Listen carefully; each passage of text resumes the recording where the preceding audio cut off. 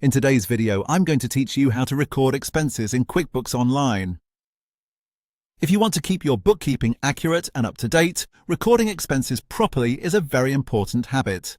It helps you track where your money is going, keeps your reports organized, and makes it much easier to review your business spending later.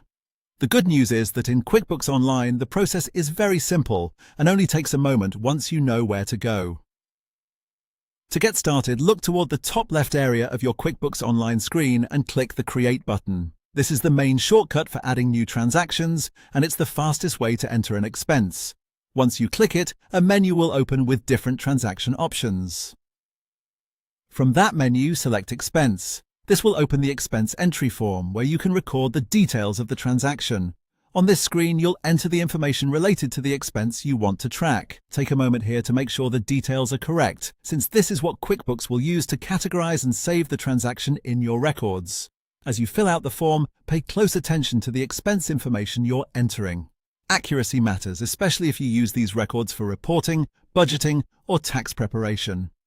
Even though the form is straightforward, it's always a good idea to quickly review everything before saving, just to make sure the transaction reflects the purchase correctly. Once you've entered the details of the expense, go ahead and click Save.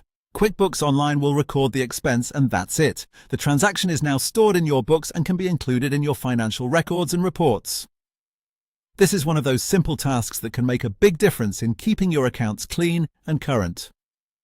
The more consistently you record expenses, the easier it becomes to stay organized and understand your business finances over time. So again, the process is simple. Click the Create button, choose Expense, enter the expense details, and click Save.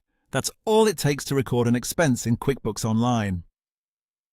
Thanks for watching, and I'll see you in the next video.